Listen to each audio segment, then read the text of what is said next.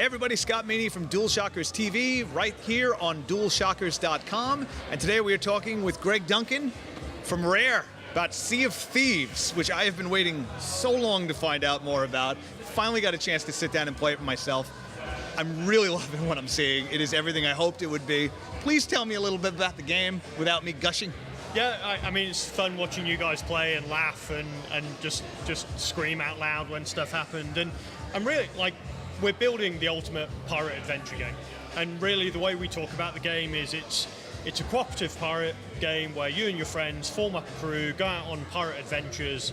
But what's awesome about it is you're in this shared world, so you see another ship and you know that's another pirate crew of players out on their own adventure. And then really the magic is like, what do you do? How do you interact with them? You know, maybe you've been on an island, you've got a load of treasure, you're making your way back to an outpost, and then you see a ship, and like, are you trying to avoid them? Or, you know, do you sneak up on them and wait till they've got treasure and steal it from them? Because, hey, stealing treasure is better than doing the legwork to find it yourself. Indeed. So there's all these different possibilities in how you play Sea of Thieves, but you know what we do is continue to serve up, you know, whether it's riddles or X marks the spot quests or other different types of piratey adventures. Whatever your kind of pirate fancy is, you know, whether it's harking back to the Goonies or Treasure Island or, you know, even some gaming things like, you know, Monkey Island. I think people... It had a real... I know it felt like Monkey Island. Like it felt like I was in like a live, like, wide open world of Monkey Island. It was really cool. Tonally, we're kind of fun pirates, like, and we want to lean into all those kind of, and not apologetically, you know, not taking itself too seriously, all those pirate tropes like drinking and dancing and playing musical instruments and, you know, like I say, walking the plank and like all of those fun things. And then you've got the fantastical elements like mermaids and skeletons, and so we just think that mix will just make it just a really fun world to be in. And then it has that Rare charm, which is, it's very painted, it's very inviting, it's, you know, it's a world full of charm and character, which is, you know, very key to any Rare game. Oh, the feature that I'm really excited about, that a lot of games haven't had in ages, hearing people when you're close to them, proximity chat. I've missed that since, what was it, like Halo 3 might have been? I think Halo 3 and Rainbow Six. Yeah. One of the Rainbows. Yeah, one of the Rainbow Sixes did it and super well. Yeah, proximity chat, we actually, and obviously players have got choice, you know, they can use party chat if they do want to keep to just themselves. But proximity chat we just think is so powerful in Sea of Thieves because you can, you know, sneak up, like you can turn the lights off on your ship, you can ghost up to them at night, awesome. You can sneak up on another crew and literally, you know, listen to what they're saying. And they might be plotting how they're going to go onto the island and go find treasure, and you've got that choice. You can either, you know, you can take them out then, or you can wait till they've got the treasure back and then you can sneak onto their ship, take the treasure.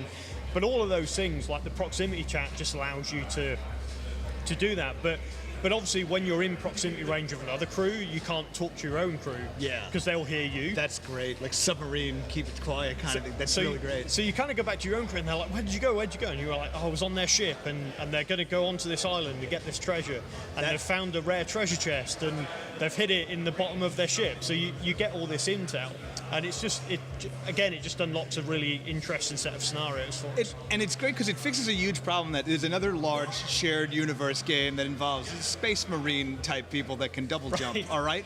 And one of the big problems I always had with that game was when you went to the tower, all right, we're talking about Destiny, right? Let's not beat around the bush, all right? Great game. But it's a great game, love it. But when you're in the tower, there's a thing about like where you want to like team up with people and sort of talk to everyone, and everyone's on party chat, and everyone is separated from the world. And having that proximity chat is something I always wanted to see, so it looks really cool. Well, the other thing, I don't know if you guys died in your play session, but when you die in Sea of Thieves, you go to the Ferry of the Damned. I noticed that. I did die. And the Ferry of the Damned is kind of like our lobby for dead people. So you could be literally in a fight with another crew, firing cannonballs across each other, and you could all end up in the Ferry of the Damned. You, the guys on the other crew, and the proximity chat still applies there. So you can literally have a conversation with someone. It's like, hey, you shot me in the face with a cannon. This is... And we actually find people have met on the Ferry of the Damned despite being on, you know, not even knowing they're in the same world. And then they've agreed to go crew up together and actually go on their own adventure. The other thing just on voice is we know non-verbal comms is really important as well. So we're actually working on a non-voice chat solution. Like emotes and stuff like that? Yeah, or more sort of context sensitive, because communication is really important in Sea of Thieves. Like, giving people directions on where to go, northeast, southwest, which compass direction is really important if you're a pirate. But we know not everyone wants to use voice chat, and we know some people can't use voice chat or maybe don't want to identify themselves, and we want to make sure we've got a way for them to play Sea of Thieves so they can communicate and still be an active part of the crew. All right, that sounds really cool. Anything happening for Xbox One X that you wanted to highlight? Our rendering and tech guys are super excited. We got it up and running in pretty much under a day. And then they continue to just work on refining, and so we have the version up and running. We've not shown it yet because they're still doing optimization. But if you look at Sea of Thieves, it's the water's beautiful, the real-time time of day, and the way the sun kind of bounces off the water, and the red skies, and just like things like HDR and 4K just really just blow that out even more. It looks incredible from what I've seen, and I feel super confident in our art and rendering teams to make it look amazing.